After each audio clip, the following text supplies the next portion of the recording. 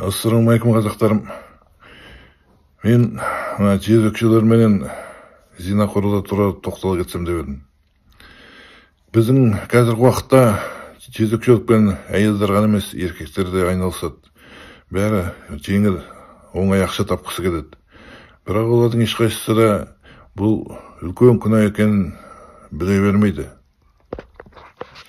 Құранда Аллах зинақорлықты ширк және адамды өлтіру сияқты сұмдық күнәлерден кейін 3-ші орынға қойды. Аллах Құранда жұмақ тұрғындары туралы былай айтады.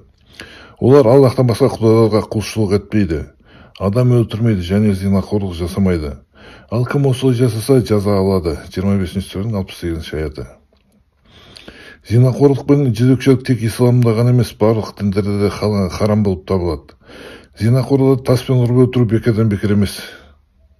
Аллах бізге былай бұйырады. Зинақорлыққа жақындамаңдар, өйткені бұл жексұрындық және жаман жол. 17-ші сүренің 32-ші аяты.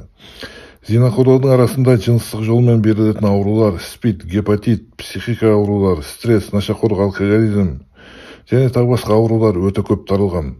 Кейбір адамдар ойлайды, еркектері, мен жезөкшемен, секспен айналысқан кезде презерватив киіп алам, маған ештеңе шықпайды деп. Жоқ, қателесесің.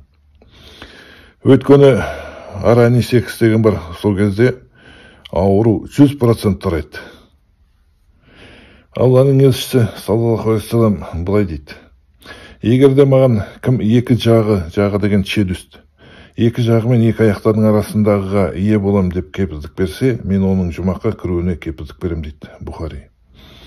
Пайғамбар саллаллаху алейхи вассалам былай дейді тағы да.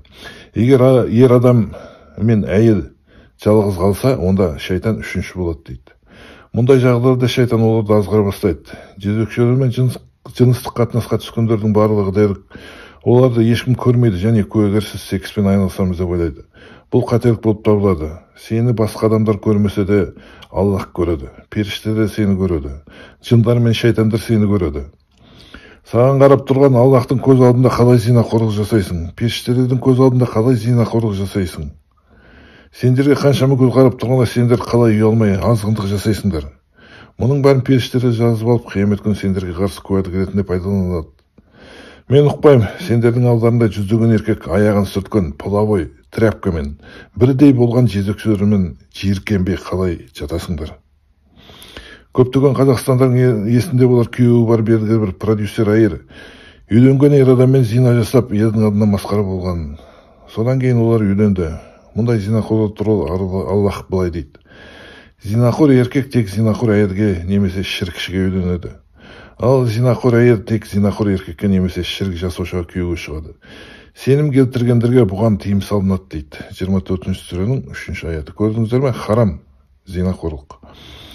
Көріп отырғаныңыздай зинақорлық харам. Тағы да айтамын. Сіз біреудің әйеліне қалай қарайсаңыз, сізге жақын әйелге де біреу солай қарайды. Мұны ұмытпаңыз. Хадисте егер кез келген халықта азғындық пайда болып ашық түрде таралса, онда бұл адамдар арасында олардың ата-бабалары білмеген эпидемиялар мен аурулар таралады дейді. Бұл хадис сізге ештеңені еске түсірмейді ме? Зинақорлар қоғамда инфекцияны таратады, ауру балалар туады. Олардың күнәсінен аборт жасалады, жазықсыз балалардың жандары өлтіріледі. Тастанды балалар әкесіз немесе анасыз өседі. Зинақорлардың күйеулері бөтен балаларды өз балам екен деп тәрбиелейді. Оларға өз фамилиясын береді. Ағасы білмей қарындасына үйленеді, немесе керісінше және тағы басқа. Зинақорлар мен жезөкшелердің кесірінен Аллах бүкіл қаланы жазалап тастауы мүмкін. Түркияға қараңыздаршы, онда бірінен кейін бірі табиғи апаттар болып жатыр. Бүкіл халық қиналып жүр. Бұл бізде де болуы мүмкін. Бұл ескерту болып табылады. Жылдам тоқтату керек бұл азғындықты. Тәубеге келіңдер. Егер біз шын өкініп, енді күнә жасамасақ, Аллах бәрін кешірем деп бізге уәде берді. Аллах бізге мынандай уәде етті. Шынында да мен өкініш тәубесіне келіп, тура жолмен жүріп, жақсылық жасағандарды кешірем дейді. 20-ші сүренің 82-ші аятында. Енді мына хадисті тыңдап көріңіздер. Жақсылап ойнаңыздар. Мен қысқаша айтуға тырыстым. Бірде жас жігіт пайғамбарға саллаллаху алейхи вассаламға келіп, Уа Аллахтың елшісі, маған зинақорлық жасауға рұқсат етіңіз дейді. Осы жас жігіттен осындай сөздерді естіген адамдар оған айқайлап оның үнін өшіруді талап ете бастайды. Пайғамбарға келетін болса, қуған Алланың игілігімен сәлемі болсын, ол адамға былай дейді: жақынырақ кел дейді. Жігіт жақындаған кезде пайғамбар саллаллаху алейхи вассалам оған: егер басқа еркектер сенің анаңмен, әпкеңмен, қарындасыңмен немесе қызыңмен зинақорлық жасағанын жақсы көрмедің деп сұрайды. Аллаға ант етемін, жоқ деп жауап береді жігіт. Содан кейін пайғамбар оған: Аллахтың игілігімен сәлемі болсын, дәл осылай басқа адамдар да сенің олардың аналарымен, әпкелерімен, қарындастарымен немесе қыздармен зинақорлық жасағаныңды ұнатпайды дейді. Барлық сансыз, шексіз және шетсіз мақтаулар тек жалғыз Аллахқа тән.